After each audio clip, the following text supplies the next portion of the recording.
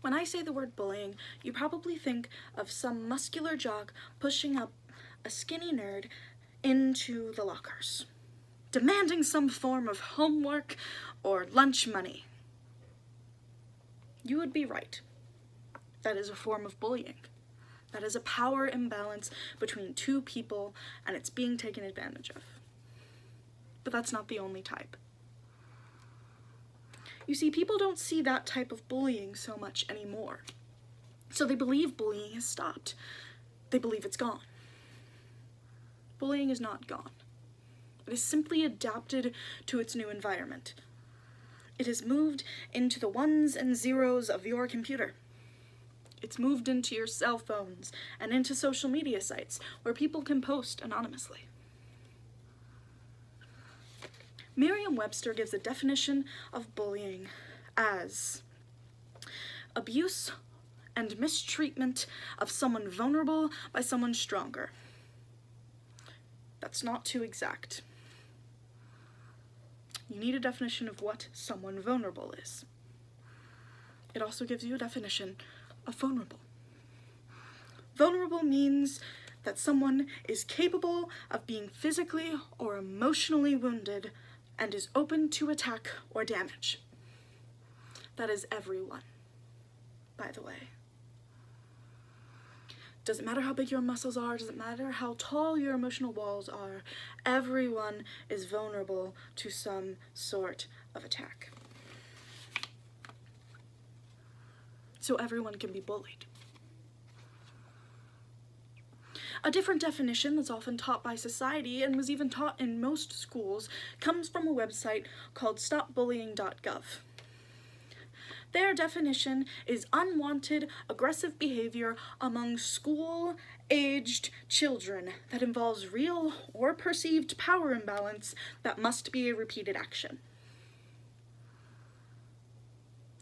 That cuts out a lot of people. Adults can be vulnerable. It does not matter how old you are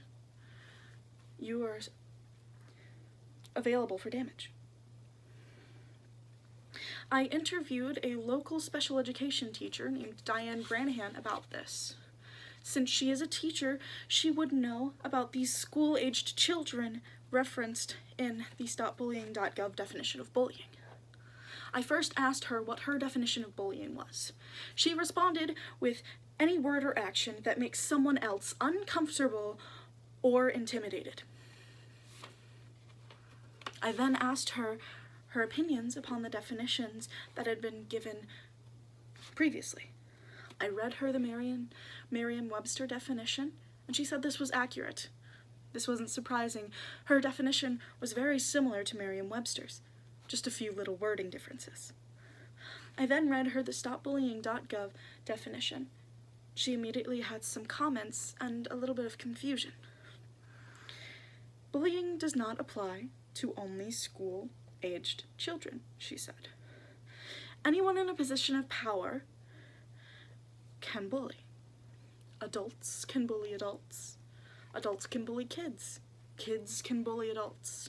And kids can bully kids. She said that the stopbullying.gov was a very limiting definition and it cut back on what people could actually do to stop bullying in the future.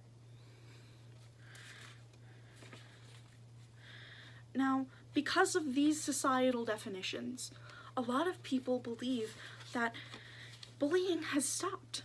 It's done, it's over, there's no more issue. Everyone's really nice to each other, it's great. They believe that the zero tolerance policies and the anti-bullying laws have done their job. And for the most part, they have. But the people who are saying that just because bullying isn't reported or seen in the hallways, the lunchrooms, and the playgrounds of a school building, that means that bullying doesn't exist, are wrong.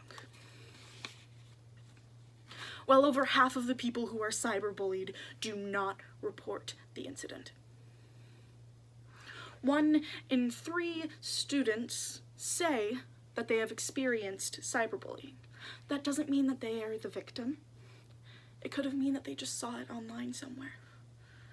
50% have been recorded to have been a victim of cyberbullying, and 25% of adolescents have had repeated incidents of this cyberbullying.